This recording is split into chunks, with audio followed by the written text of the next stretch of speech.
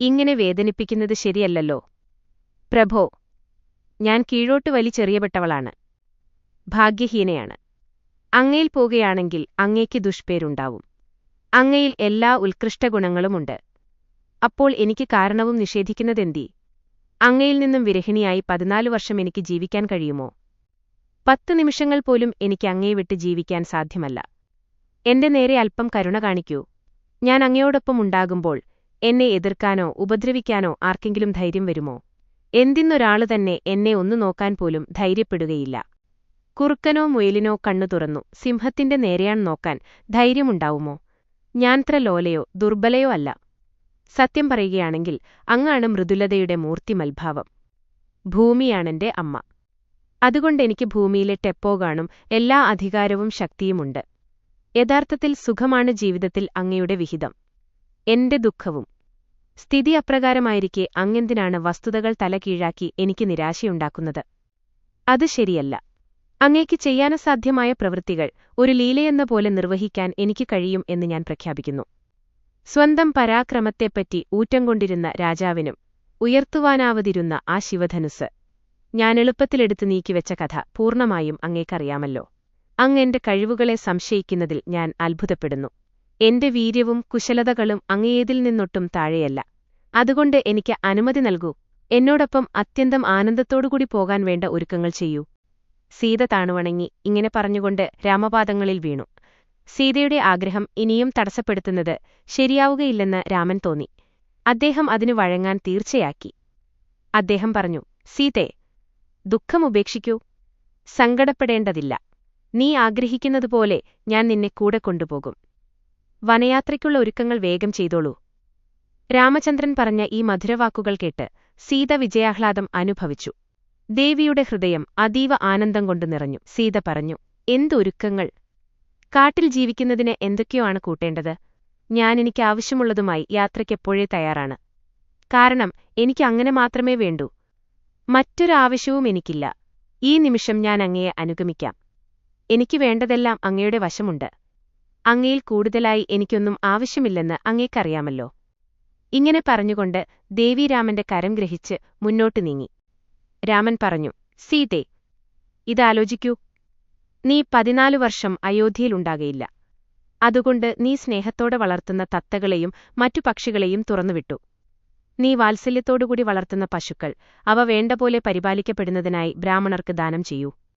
നീ ഉപയോഗിച്ച വസ്ത്രങ്ങൾ, വാഹനങ്ങൾ, മറ്റു വസ്തുക്കളെല്ലാം ജനങ്ങൾക്ക് വിതരണം ചെയ്യൂ. അല്ലെങ്കിൽ അവ തുരുമ്പു പിടിച്ചു നശിക്കും. അതിനേക്കാൾ നന്ന് അവ ഉപയോഗിക്കപ്പെടാൻ സൗകര്യപ്പെടുത്തുകയാണ്. ഈ അഭിപ്രായം കേട്ടപ്പോൾ സീത ഉടനെ കൂട്ടുകൾക്കടുത്തെത്തി പക്ഷികളോട് പറഞ്ഞു, പോകൂ, ഞങ്ങളെപ്പോലെ മനോഹരമായ വനത്തിൽ ഞങ്ങളെപ്പോലെ സ്വതന്ത്രമായി സഞ്ചരിക്കൂ. ദേവി കൂട്ടുകുറന്ന് അവയെ മോചിപ്പിച്ചു. അനന്തരം ഗോശാലയിലേക്ക് പോയി. സ്വാദുള്ള പല സാധനങ്ങളും പശുക്കളെ തീറ്റി അവർ അവയെ സ്വീകരിക്കാനുള്ള ബ്രാഹ്മണരോട് സംസാരിച്ചു. ദേവിയുടെ കോമളവനം ആനന്ദം കൊണ്ട് പ്രകാശിച്ചിരുന്നു. ഇവയെല്ലാം ദാനം ചെയ്യുന്നത് കണ്ട് പ്രേക്ഷകരുടെ ഹൃദയം അവരുടെ ആസന്നമായ വനയാത്രയെ ഓർത്ത് സങ്കടം കൊണ്ട് ഉരുകി. അവർ കണ്ണുനീർ ധാരധാരയായി ഒഴുകി. കാരണം സീതയുടെ ഹൃദയവിശാലതയും അവയെല്ലാമുപരി നാടുകടത്തപ്പെട്ട ഭർത്താവിനോടുകൂടി കാട്ടിൽ പോകാനുള്ള പ്രത്യാശയിൽ അവർക്കുള്ള അമിതാഹ്ലാദവും അവരുടെ ഹൃദയത്തെ സ്പർശിച്ചിരുന്നു. സീതയ്ക്കുണ്ടായിരുന്ന ഹർഷോന്മാദം ഏതൊരു കവിയുടെ തൂലികയ്ക്കും വർണ്ണിക്കാൻ അസാധ്യമായിരുന്നു. ഇതിനിടയിൽ ലക്ഷ്മണൻ അമ്മയുടെ അനുവാദവും വാങ്ങിവന്ന് അവരോട് ചേർന്നു. മൂവരും മുന്നോട്ടു നീങ്ങി. The text provided an image link to .png is written in Malayalam. Here is the transliteration and translation of the content. Transliteration. 13 വനയാത്ര ആരംഭിക്കുന്നു. രാജധാനിയിലെ ചതുരംഗത്തിൽ ആയിരങ്ങൾ വന്നുകൂടിയിരുന്നു. അപ്രമേയമായ ദുഃഖമായിരുന്നു അവർക്ക്. ഇതിനിടയിൽ മന്ത്രി അകത്തുപോയി അബോധാവസ്ഥയിൽ കിടന്നിരുന്ന രാജാവിനെ ഉണർത്തി. അദ്ദേഹം രാജാവിനെ എഴുന്നേൽപ്പിച്ചിരുത്തി. സീതയും രാമനും ലക്ഷ്മണനും അദ്ദേഹത്തെ കാണാനായി വന്നിട്ടുണ്ടെന്ന വിവരം അറിയിച്ചു. രാമൻ അച്ഛന്റെ അടുത്തു ചെന്നു നിന്നു. സ്നേഹത്തോടുകൂടി സാന്ത്വനവാക്കുകൾ പറയുന്നുണ്ടായിരുന്നു. സീതയെയും ലക്ഷ്മണനെയും കണ്ടപ്പോൾ ദശരഥന്റെ ദുഃഖം അണപൊട്ടിയൊഴുകി. അദ്ദേഹം രാമനെ ഗാഢമായി ആശ്ലേഷിച്ച് നിലംപതിച്ചു. മനസ്സിലെ കഠിനവേദന അദ്ദേഹത്തെ ശ്വാസമുട്ടിച്ചു. അദ്ദേഹം നെഞ്ചിലമർത്തി തന്റെ പ്രാണവേദന അമർത്തിക്കളയാൻ ശ്രമിച്ചു. ഇങ്ങനെ പീഡനമനുഭവിക്കുന്ന ചക്രവർത്തിയെ നോക്കി നിൽക്കാൻ സീതയ്ക്കും ലക്ഷ്മണനും കഴിഞ്ഞില്ല. ലക്ഷ്മണൻ അധികാരഭാവത്തിൽ അടുത്തു നിൽക്കുന്ന കൈകേയിയെ കണ്ടു. അദ്ദേഹത്തിന് ക്രോധം കൊണ്ട് കണ്ണുചുവന്നു. അവിടെ വെച്ച് അപ്പോൾ തന്നെ കൊല്ലുകയുമെന്ന മട്ടിൽ അദ്ദേഹം അവരെ ഉഗ്രരോഷത്തോടെ തുറച്ചുനോക്കി. പക്ഷേ രാമന്റെ അസംഭ്രമമായ പ്രശാന്തമായ മുഖം നോക്കി അദ്ദേഹം ക്രോധം നിയന്ത്രിച്ചു, വികാരങ്ങളെ തണുപ്പിച്ചു. ആ സമയത്ത് കൈകേയി പറഞ്ഞു, രാമ, നീ അച്ഛനെ അഗാധമായ ദുഃഖത്തിലേക്ക് തള്ളിവിടുകയാണ്. എത്ര വേഗം നാടുവിട്ട് കാട്ടിലെത്തുമോ അത്രയും വേഗം നിന്റെ അച്ഛൻ ഉത്കണ്ഠയിൽ നിന്നും മുക്തനാകും. ഇനി ഒട്ടും താമസിക്കേണ്ട. അച്ഛനെ നമസ്കരിച്ച് സ്ഥലം വിട്ടു. ഒട്ടും ദയ തൊട്ടുതീണ്ടാത്ത ഈ വാക്കുകൾ ദശരഥൻ ഹൃദയത്തെ പിളർക്കുന്നതായി തോന്നി. ദശരഥൻ പെട്ടെന്ന് ഉച്ചത്തിൽ പറഞ്ഞു, രാക്ഷസി, പിശാചേ, എത്ര പരുഷവും വജ്രകഠിനവുമാണ് നിന്റെ വാക്കുകൾ. അദ്ദേഹം വീണ്ടും ബോധം കെട്ടുവീണു. ആ സമയത്ത് സീതയും രാമനും ലക്ഷ്മണനും അദ്ദേഹത്തിന്റെ പാദങ്ങളിൽ നമസ്കരിച്ചു. രാമൻ പറഞ്ഞു, ഞങ്ങളെ അനുഗ്രഹിച്ചു പോകാനനുവദിക്കൂ. ഇത് ആനന്ദിക്കുവാൻ പറ്റിയ അവസരമാണ്. പാടും ദുരിതവും പറയാനും ദുഃഖിക്കാനുമുള്ള സമയമല്ല. അമിതബന്ധം ദുഷ്കീർത്തി വരുത്തും. അച്ഛൻ ധീരനായിരിക്കണമെന്നും അഭിമാനമില്ലാതെ തരംതാണ മുഖസ്തുതി പറയാൻ പ്രേരിപ്പിക്കുന്ന വ്യാമോഹം ഉപേക്ഷിക്കണമെന്നും രാമൻ സവിനയം പറഞ്ഞു. രാമൻ പിതൃപാദങ്ങളിൽ തലോടിക്കുമ്പിട്ടു. ദശരഥൻ കണ്ണു തുറന്നു. തന്റെ പ്രിയപ്പെട്ട പുത്രനെ പൂർണ്ണമായി നോക്കി. അദ്ദേഹം വളരെ പ്രയാസപ്പെട്ട് എഴുന്നേറ്റിരിക്കുന്നു. രാമന്റെ 2 കൈകളും തന്റെ കൈകളിൽ ഗ്രഹിച്ചു പറഞ്ഞു, ഓ എന്റെ ഓമന മകനെ, എന്റെ വാക്കുകൾ കേൾക്കൂ. നിനക്ക് ആത്മനിയന്ത്രണവും ദൃഢനിശ്ചയവും സ്വാധീനമാണ്. ശരി എന്താണെന്നും നിനക്കറിയാം. നീ ശരി മാത്രമേ ചെയ്യുകയുള്ളൂ എന്നത് യുക്തമാണ്. ഒരാൾ തെറ്റ് ചെയ്യുമ്പോൾ മറ്റൊരാൾ അതിന്റെ ഫലമായി ദുഃഖമനുഭവിക്കുക ശരിയല്ല, ആണോ? വിധിയുടെ കളി മുൻകൂട്ടി പറയാൻ സാധ്യമല്ല. പരിഹാരത്തിനതീതമായൊരു പ്രശ്നമാണ്. നാടുകടത്തപ്പെട്ട നിലയിൽ കാട്ടിലേക്ക് പോകുകയെന്ന തീരുമാനത്തിൽ നിന്ന് രാമനെ പിന്തിരിപ്പിക്കാനായി ചക്രവർത്തി തന്റെ നിഷ്കളങ്കതയാലും സ്നേഹത്താലും വാദങ്ങൾ മേൽ വാദങ്ങൾ കൂട്ടിവെക്കാൻ തുടങ്ങി. പിതാവായ ദശരഥൻ ധാർമ്മിക നിയമങ്ങൾ സമഗ്രമായി പഠിച്ചവനും ആ നിയമങ്ങളെ നിഷ്കർഷമായി അനുസരിക്കുന്നവനുമാണെന്ന് രാമൻ അറിയാമായിരുന്നു. തന്റെ കൃത്യങ്ങൾ ന്യായീകരിക്കുന്നതിൽ അദ്ദേഹം സമർത്ഥനായിരുന്നു. തന്റെ തീരുമാനത്തിന്റെ ഫലങ്ങളെപ്പറ്റി അദ്ദേഹം നിർഭയനായിരുന്നു. തന്റെ മുമ്പിൽ നിൽക്കുന്ന രാമന്റെ മുഖത്തുനിന്ന് വനയാത്രയ്ക്കായി അനുമതി മേടിക്കാൻ തയ്യാറായി വന്നതാണെന്ന് ദശരഥൻ മനസ്സിലാക്കി. രാമന്റെ മുമ്പിൽ സീതയെക്കൂടി കണ്ടപ്പോൾ അദ്ദേഹം അവരെ അടുത്തു വിളിച്ചു. അവർ അടുത്തുചെന്ന് കുമ്പിട്ടപ്പോൾ അദ്ദേഹം മന്ദം അവരുടെ ശിരസ് തലോടി. കാട്ടിലെ ജീവിതത്തിന്റെ കഷ്ടപ്പാടുകളെപ്പറ്റി അവരോട് വിവരിച്ചു. ഒന്നുകിൽ ഭർത്താവിന്റെ അമ്മയച്ചന്മാരോടുകൂടിയോ അല്ലെങ്കിൽ സ്വന്തം മാതാപിതാക്കളോർ ഒന്നിച്ചോ നാട്ടിൽ താമസിക്കുകയായിരിക്കും ഏറ്റവും നല്ല നടപടിയെന്ന് ഉപദേശിച്ചു. അദ്ദേഹത്തിന്റെ വാക്കുകൾ അസഹ്യമായ ദുഃഖത്തിന്റെ തിരകളിൽ കൂടിയാണ് പുറത്തുവന്നത്. തന്റെ ദൃഷ്ടികൾ കൈകേയിൽ പതിച്ചപ്പോൾ അദ്ദേഹം ക്രോധം കൊണ്ട് പല്ലുഞെരിച്ചു. ഈ സമയത്തല്ലാതെ അദ്ദേഹം ദുഃഖമൊതുക്കുവാൻ കഴിയാതെ ഉള്ളിൽ കോപം കൊണ്ട് ചീറുകയായിരുന്നു. സീത അദ്ദേഹത്തിന്റെ പാദങ്ങളിൽ നമസ്കരിച്ചുകൊണ്ട് പറഞ്ഞു, ബഹുമാന്യനായ ശ്വശുര, എന്റെ മനസ്സ് രാമസേവനത്തിന് മാത്രമാണ് അഭിലഷിക്കുന്നത്. ആ മഹാഭാഗ്യം പരിപൂർണമായ അളവിൽ എന്നെ വനത്തിൽ കാത്തിരിക്കുന്നു. ഈ അമൂല്യമായ അവസരം നഷ്ടപ്പെടുത്തിക്കൊണ്ട് എനിക്ക് പോകാതിരിക്കാൻ സാധ്യമല്ല. ഭർതൃസേവനം കൊണ്ട് ലഭിക്കുന്ന ആനന്ദം ഭാര്യയ്ക്ക് സ്വന്തം മാതാപിതാക്കളെയോ ഭർത്താവിന്റെ അമ്മയച്ചന്മാരെയോ സേവിക്കുന്നതുകൊണ്ട് ലഭിക്കില്ല. അതിനേക്കാൾ മഹത്തോ ഉന്നതമോ ആയ ആനന്ദമോ സുഖമോ വേറെയില്ല. എന്നെ എതിർക്കുകയോ എന്റെ വനയാത്രയ്ക്കെതിരായുള്ള വാദങ്ങൾ അവതരിപ്പിക്കുകയോ ചെയ്യാതിരിക്കുക. അങ്ങയുടെ അനുഗ്രഹങ്ങൾ എന്നിൽ അർപ്പിക്കുകയും രാമചന്ദ്രനോടൊന്നിച്ചു പോകാൻ എന്നെ അനുവദിക്കുകയും ചെയ്യുക. സീതയുടെ അഭിലാഷം ദശരഥൻ നല്ലപോലെ മനസ്സിലാക്കാനും വിലയിരുത്താനും കഴിഞ്ഞിരുന്നു. തന്റെ മുമ്പിൽ നിൽക്കുന്ന കൈകേയിയെ ശിക്ഷിക്കുന്നതിനുവേണ്ടി ദശരഥൻ സീതയുടെ ഗുണങ്ങൾ അകൃത്രിമമായ ഉത്സാഹത്തോടെ പ്രകീർത്തിച്ചു. ഇതിനിടയിൽ മുറിയിലുണ്ടായിരുന്ന മന്ത്രിമാരുടെ ഭാര്യമാരും കൊട്ടാരം ഗുരുനാഥന്മാരുടെ പത്നിമാരും അവളുടെ ചുറ്റും വന്നുനിന്ന് അവളും വനജീവിതത്തിന്റെ കഷ്ടതകളെപ്പറ്റി വർണ്ണിച്ചു. കുലഗുരുവിന്റെ പത്നി സീതയെ പിന്തിരിപ്പിക്കാനായി കൂടുതൽ സമർത്ഥമായൊരു സൂത്രം പ്രയോഗിച്ചു നോക്കി. അവർ പറഞ്ഞു, സീതേ, നീ അയോധ്യ വിട്ട് കാട്ടിലേക്ക് പോകണമെന്ന ആവശ്യം ഉന്നയിക്കപ്പെട്ടിട്ടില്ല. ദുഃഖത്തിലാണ്ടുഴലുന്ന ഭർതൃപിതാവിനെയും മാതാവിനെയും സമാശ്വസിപ്പിച്ചുകൊണ്ട് ഇവിടെത്തന്നെ കഴിയുകയാണ് നിന്റെ കൃത്യം. നീ രാമന്റെ പകുതിയാണ്, അല്ലേ? മറ്റേ പകുതിയുടെ ബഹിർഗമനം കൊണ്ടുണ്ടാവുന്ന സങ്കടം ലഘൂകരിക്കാൻ വേണ്ടി ഈ പകുതി ഇവിടെത്തന്നെ ഉണ്ടാവണം. കൂടാതെ സിംഹാസനാവ കാശിനായ മൂത്തപുത്രന്റെ അർഹമായതുകൊണ്ട് നിനക്ക് രാജ്യഭരണത്തിന് അവകാശമുണ്ട്.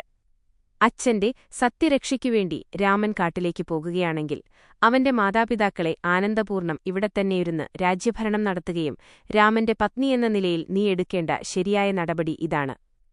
ഇത് നിന്റെ നിയമാനുസൃതമായ കൃത്യമാണ്. ചക്രവാകപക്ഷികളുടെ കാതുകളിലേക്ക് ഹേമചന്ദ്രകിരണങ്ങളുടെ അടക്കം പറച്ചിലുകൾ പോലെ അത്രയും മൃദുമധുരമായ രീതിയിലാണ് ഈ വാക്കുകൾ ഉച്ചരിക്കപ്പെട്ടത്. പക്ഷേ അവ സീതയെ വല്ലാതെ വ്യാകുലപ്പെടുത്തി. മറുപടിയൊന്നും പറയാൻ കഴിയാത്ത വിധം അവർ അത്രയും വികാരാധീനയായി കഴിഞ്ഞിരുന്നു. ഈ ഇടവേളയിൽ കൈകേയി താപസവേഷത്തിനാവശ്യമായ മരവുരിയും തുളസിമണിമാലയും ശേഖരിച്ചിരുന്നു.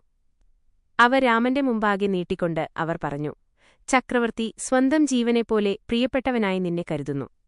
അതിന്റെ ഫലമായി നിന്നെ പോകാൻ അനുവദിക്കുന്നതിന് മനസ്സില്ലാതെ തന്റെ തലയിൽ അനശ്വരമായ ദുഷ്കീർത്തി വരുത്തിവെക്കുകയാണ്.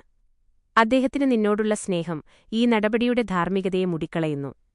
ഒരു നിലയിലും ഒരിക്കലും അദ്ദേഹം കാട്ടിലേക്ക് പോകൂ എന്ന് നിന്നോട് പറയുകയില്ല. തീർച്ച. അദ്ദേഹത്തിന്റെ സമ്മതത്തിനും അനുവാദത്തിനും വേണ്ടി കാത്തിരിക്കുന്നത് നിഷ്ഫലമാണ്. അതുകൊണ്ട് ഈ 2 നടപടികളിൽ ഏതെങ്കിലും ഒന്നിന്മേൽ തീരുമാനമെടുക്കൂ. സാമ്രാജ്യം ഭരിക്കുന്നതിനായി ഇവിടെത്തന്നെയിരുന്ന ദുഷ്കീർത്തിയും അവമതിയും സ്വയം സ്വീകരിക്കണോ? അല്ല, കാട്ടിലേക്ക് പുറപ്പെട്ടിട്ട് ഇക്ഷ്വാകുവംശത്തിന് അനശ്വരപ്രഭാവം കൈവരുത്തണോ? തീരുമാനമെടുക്കൂ, പ്രവർത്തിക്കൂ. ഇതുകേട്ട് രാമൻ സന്തോഷിച്ചു. പക്ഷേ ദശരഥന്റെ ഹൃദയത്തിൽ ആ വാക്കുകൾ കനത്ത ചുറ്റികയടികൾ കൊണ്ട് കൂർത്ത ആണികൾ തറപ്പിച്ചാഴ്ത്തുന്നതുപോലെയാണ് പ്രവേശിച്ചത്. ഹാ കഷ്ടം! എന്ത് ക്രൂരവിധിയാണെന്റെ! ഇത്രയും കഠിനമായ വാക്കുകൾ കേട്ടിട്ടും ശേഷം ഞാൻ ജീവിക്കുക. അദ്ദേഹം വികാരാധീനനായി പറഞ്ഞ് ബോധം കെട്ട് നിലത്തുരുണ്ടു വീണു. ബോധം തിരിച്ചുകിട്ടിയ ശേഷം താൻ കേട്ട വാക്കുകൾ തന്നെ വീണ്ടും സ്മരിച്ച് അബോധാവസ്ഥ യിൽപ്പെട്ടു. തന്നെ അഭിമുഖീകരിച്ച അവസ്ഥാന്തരത്തിൽ രാമന് അച്ഛന്റെ നിസ്സഹായത കണ്ട് സഹിക്കാൻ കഴിഞ്ഞില്ല. കൈകേയിയുടെ അഭിപ്രായം സ്വീകരിച്ചുകൊണ്ട് സ്ഥലം വിടുകയാണ് ഉചിതമെന്ന് അദ്ദേഹത്തിന് തോന്നി. കാരണം എത്ര വേഗം താൻ പോകുന്നുവോ അത്രയും നല്ലതായിരിക്കും ബന്ധപ്പെട്ടവർക്കെല്ലാം. ഇളയമ്മ കൊണ്ടുവന്ന് നീട്ടിയ മരവുരി സ്വീകരിച്ചുകൊണ്ട് രാമൻ അവയിലൊന്ന് ചുറ്റി മറ്റൊന്ന് സീതയ്ക്കു കൊടുത്തു. സീത അത് കൈയിൽ പിടിച്ച് തലതാഴ്ത്തി ഇതികർത്തവ്യതാമൂഢയായി അമ്പരന്നു നിന്നു. കാരണം അതെങ്ങനെയാണ് ധരിക്കേണ്ടത് എന്ന് അവർക്ക് അറിഞ്ഞുകൂടായിരുന്നു. അത് ആവശ്യത്തിനുള്ള വലിപ്പമില്ലാത്തതായും തോന്നി. മരവുരി ചുറ്റിക്കഴിഞ്ഞ രാമൻ അടുത്തുചെന്ന് അവരോട് താഴ്ന്ന സ്വരത്തിൽ സംസാരിച്ചു. തപസ്വിനികൾ സ്വയം ഭംഗിയായി ധരിക്കുന്ന മരവുരി എങ്ങനെ ധരിക്കണമെന്ന് തനിക്ക് അറിഞ്ഞുകൂടെന്ന് സമ്മതിക്കാൻ ദേവിക്ക് ലജ്ജയുണ്ടായിരുന്നു. അവർ മന്ത്രിച്ചു, ഇത് നാം ധരിക്കുന്ന മാതിരിയുള്ളതൊന്നുമല്ല. ഇതു വളരെ ചെറിയതാണ്, വേണ്ടത്ര വീതിയുമില്ല. രാമൻ അവരെ ആശ്വസിപ്പിച്ചു. അവരെ ധൈര്യപ്പെടുത്തിക്കൊണ്ട് ഒരു ഭാഗത്തു കൂട്ടിക്കൊണ്ടുപോയി ഇത് ഇപ്രകാരമാണ് ധരിക്കേണ്ടതെന്ന് പറഞ്ഞുകൊണ്ട് താൻ തന്നെ അവൾക്ക് ചുറ്റിക്കൊടുത്തു. ഇതുകണ്ട് താപസപത്നിമാരും രാജധാനിയിലെ സ്ത്രീകളും കണ്ണുനീർ തൂകി. ഈ ഘട്ടത്തിൽ കുലഗുരുവായ വസിഷ്ഠൻ രംഗത്തെത്തി. ഒറ്റനോട്ടത്തിൽ സ്ഥിതിയൊക്കെ മനസ്സിലാക്കി അമ്പരന്നു നിന്നു. കൈകേയിയുമായി അദ്ദേഹം ശണ്ഠകൂടി. സീത മരവുരി ധരിക്കേണ്ടതില്ലെന്ന് അദ്ദേഹം പ്രഖ്യാപിച്ചു. കൈകേയി ആവശ്യപ്പെടുകയും നേടുകയും ചെയ്തത് 2 വരങ്ങൾ മാത്രമാണ്. ഭരതനെ രാജാവായി വാഴിക്കുക, രാമനെ കാട്ടിലേക്കയക്കുക.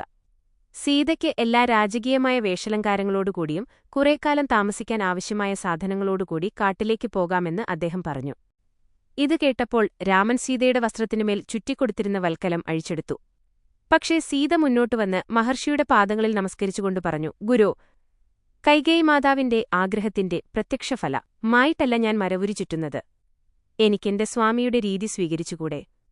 എന്റെ നാഥൻ താപസവേഷം ധരിക്കുമ്പോൾ ഞാൻ വിലപ്പെട്ട ആഭരണങ്ങളും പട്ടുവസ്ത്രങ്ങളും ധരിച്ച് കാട്ടിൽ കഴിയുന്നത് എനിക്ക് ദൂഷണമാണോ? അതെനിക്ക് ബഹുമതിയുണ്ടാക്കുമോ? പതിവ്രതയായ ഭാര്യയ്ക്ക് ഈ ആചരണം ഏറ്റവും അസംബന്ധമാവുമല്ലേ? അതുകൊണ്ട് ഈ വസ്ത്രം ധരിക്കുന്നതിനായി എനിക്കങ്ങ് അനുവാദം നൽകിയാലും ഞാൻ ഭാര്യയെന്ന നിലയിൽ എന്റെ ധർമ്മമനുഷ്ഠിക്കട്ടെ. സീതയുടെ അഭ്യർത്ഥനയ്ക്ക് പ്രേരകമായ ധാർമ്മികബോധമോർത്തപ്പോൾ കഠിനതപസ്വിയായ മഹർഷിയുടെ ഹൃദയം ആർദ്രമായി. അദ്ദേഹം ബാഷ്പോദ്ഗമനമുണ്ടാകുന്ന വിധം കരുണാർദ്രനായി. വ്യസനം കൊണ്ട് നാവിതരുന്ന സ്വരത്തിൽ അദ്ദേഹം പറഞ്ഞു, സീതേ, നീ നന്മയുടെ മൂർത്തിമദ്ഭാവമാണ്. അതിനാൽ ഈ ചിന്താരീതി നിന്നിൽ സ്വാഭാവികം.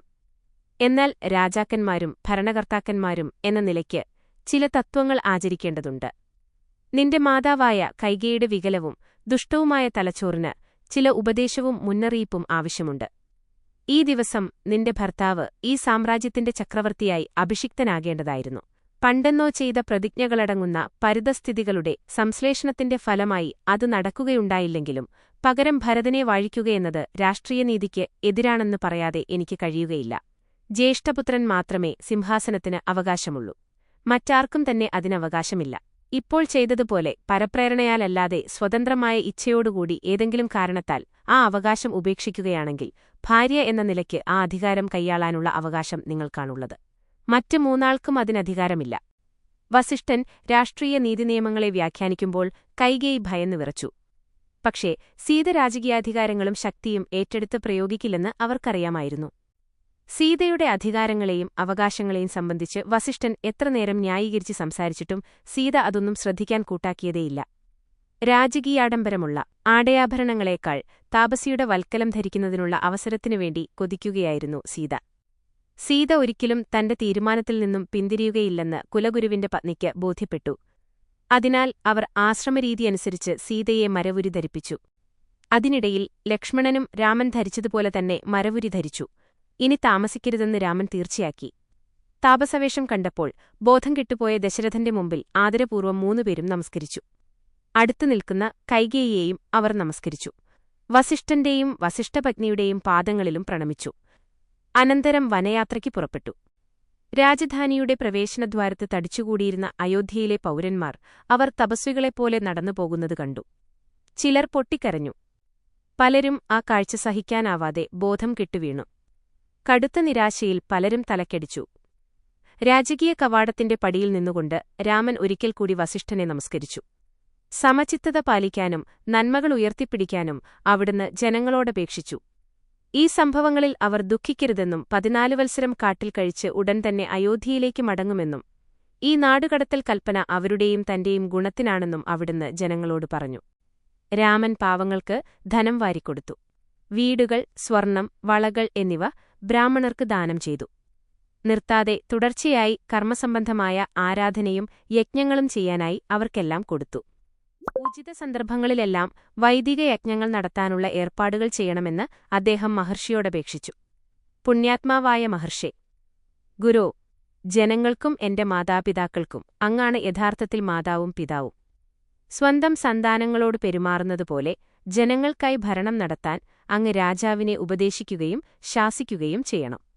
തങ്ങൾക്കുവേണ്ടി ഈ പ്രാർത്ഥന ആവർത്തിക്കപ്പെടുന്നത് കേട്ടപ്പോൾ ജനങ്ങൾ ദുഃഖിതരായി.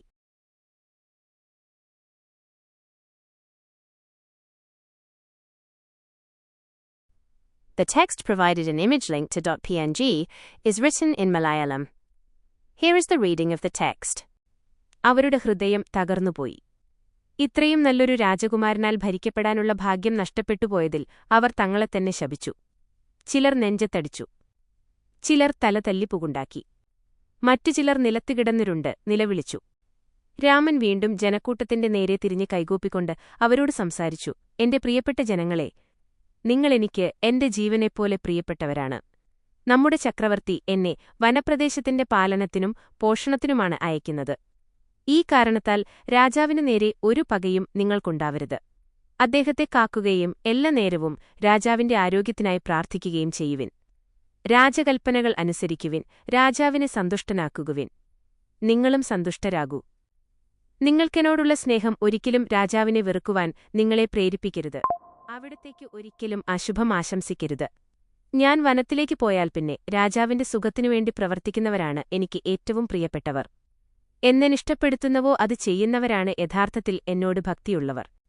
എന്റെ പ്രിയപ്പെട്ട ജനങ്ങളെ, എന്നിൽ നിന്നും വേർപിരിഞ്ഞതുകൊണ്ടും എന്റെ മാതാവ് കൗസല്യരാജതി സ്വാഭാവികമായും സങ്കടത്തിൽ നിമഗ്നയാണ്. ഈ സ്ഥിതിയിലാവുമ്പോൾ ഏതൊരമ്മയ്ക്കും അസഹ്യമായ ദുഃഖമുണ്ടാവും. പക്ഷേ നിങ്ങൾ ബുദ്ധിയുള്ളവരും സഹാനുഭൂതി തികഞ്ഞവരുമാകയാൽ എന്റെ അമ്മയുടെ വ്യസനം ലഘൂകരിക്കാനും അവർക്ക് സുഖമുണ്ടാക്കാനും കഴിയുന്ന വിധം പ്രവർത്തിക്കണമെന്ന് ഞാൻ അഭ്യർത്ഥിക്കുകയാണ്. അനന്തരം അദ്ദേഹം മന്ത്രി സുമന്ത്രരെ അടുത്തു വിളിച്ചു പറഞ്ഞു. ഓ സുമന്ത്രരെ, വേഗം അച്ഛന്റെ അടുത്തേക്ക് പോകൂ. അദ്ദേഹത്തെ ഉപദേശിക്കുകയും ശാന്തനാക്കുകയും ചെയ്യൂ. അതാണ് താങ്കൾ അടിയന്തിരമായി ചെയ്യേണ്ട ജോലി. സുമന്ത്രർ ദുഃഖത്തിന്നീനനായി. അദ്ദേഹം കണ്ണീരൊലിപ്പിച്ചുകൊണ്ട് നിശബ്ദനായി നിന്നു. അദ്ദേഹത്തിന് ദുഃഖമടക്കി നിർത്താൻ കഴിഞ്ഞില്ല. മന്ത്രി അത്യുച്ചത്തിൽ വിലപിച്ചുപോയി. ചുറ്റും നിന്നിരുന്ന മന്ത്രിമാരും അതുപോലെ അംഗരക്ഷകന്മാരും അദ്ദേഹത്തെ ശാന്തമാക്കാൻ വളരെ പരിശ്രമിച്ചു. പക്ഷേ അവർക്കും ദുഃഖം കൊണ്ട് നിൽക്കാൻ കഴിഞ്ഞില്ല. രാമൻ നൽകിയ നിർദ്ദേശത്തിനനുസരിച്ച് അവർ രാജധാനിയിലേക്ക് പോയി. നഗരം മുഴുവൻ ശോകസാഗരത്തിൽ ആണ്ടുപോയി. ഇതിനിടയിൽ ദശരഥന് ബോധം തിരിച്ചുകിട്ടി. എന്താണ് സംഭവിച്ചത് എന്ന് മനസ്സിലായി. അദ്ദേഹം വിലപിച്ചു, രാമ, രാമ. പിന്നെ എഴുന്നേൽക്കാൻ ശ്രമിച്ചു. പക്ഷേ ദുഃഖം സഹിക്കാൻ കഴിയാതെ അദ്ദേഹം വീണ്ടും നിലംപതിച്ചു. പിന്നെ എഴുന്നേറ്റപ്പോൾ നടക്കാൻ ശ്രമിച്ചു. കഴിഞ്ഞില്ല. അദ്ദേഹം കാലിടറിക്കൊണ്ട് ചുറ്റും നീങ്ങി. ആ ഘട്ടത്തിൽ സുമന്ത്രർ മുറിയിലേക്ക് കടന്നുവന്നു. ദശരഥനെ താങ്ങിപ്പിടിക്കാനും ആശ്വസിപ്പിക്കാനും ശ്രമിച്ചു. പക്ഷേ തന്റെ ഉള്ളിൽ നിന്നും ഉയർന്നുവരുന്ന കഠിനവേദന അനുഭവിക്കുന്ന അച്ഛന് തന്റെ സ്വാമിയെ സമാശ്വസിപ്പിക്കാൻ സാധിക്കുന്നതെങ്ങനെ? എന്നാലും രാമന്റെ കൽപ്പന അദ്ദേഹം ഓർത്തതു. അതുകൊണ്ട് കർത്തവ്യബോധത്തോടുകൂടി തന്റെ ഹൃദയത്തെ മഥിച്ചുകൊണ്ടിരുന്ന ദുഃഖത്തെ വിഴുങ്ങി. കണ്ണുനീർ ധാരാധാരയായി അപ്പോഴും ഒഴുകിയിരുന്നു. അദ്ദേഹം ചക്രവർത്തിയുടെ അടുത്തിരുന്നു. വളരെ നേരത്തോളം ഒരക്ഷരം പോലും ഉരിയാടാൻ മന്ത്രിക്ക് കഴിഞ്ഞില്ല. കുറച്ചുകഴിഞ്ഞ് ദശരഥൻ കണ്ണു തുറന്നു. തന്റെ സമീപത്തു സുമന്ത്രരെ കണ്ടു. അനിയന്ത്രിതമായ ദുഃഖത്തിൽ രാമ എന്ന് വികാരധീനനായി വിളിച്ചുകൊണ്ട് അദ്ദേഹം ആവൃ ദ ചന്ദ്രക്കല ധ മ ന ചന്ദ്രക്കല ത ചന്ദ്രക്കല ര സ്വരചിഹ്നം ഇ യ സ്വരചിഹ്നം ഉ ട സ്വരചിഹ്നം എ മടിയിൽ വീണ് പൊട്ടിപ്പൊട്ടിക്കരഞ്ഞു. പിന്നീട് എഴുന്നേറ്റ് ഞരങ്ങിക്കൊണ്ടു പറഞ്ഞു, സുമന്ത്രരെ, രാമൻ കാട്ടിലേക്ക് പോയി. എന്നിട്ടും എന്റെ പ്രാണൻ എന്റെ ശരീരത്തിൽ നിന്നും പോയിട്ടില്ല. ഈ ശരീരത്തിൽ ഒതുങ്ങിനിന്ന് എന്റെ ജീവൻ എന്തു നേടാൻ കഴിയും? കുറച്ചുകഴിഞ്ഞ് അല്പം ശാന്തനായിട്ടു അദ്ദേഹം തുടർന്നു, നോക്കൂ, രാമന്റെ പിന്നാലെ വേഗം ചെല്ലൂ. ഗതിവേഗമുള്ള ഒരു രഥത്തിൽ പോകൂ. എന്റെ സ്നുഷയ്ക്ക് ഒരിക്കലും സൂര്യതാപം സഹിക്കാനാവുകയില്ല. ആ താമരപ്പൂവ് പോലെ മൃദുവായ കാലടിയിൽ പൊള്ളലും വീക്കവും വരും. പോകൂ, രഥവുമായി പോകൂ.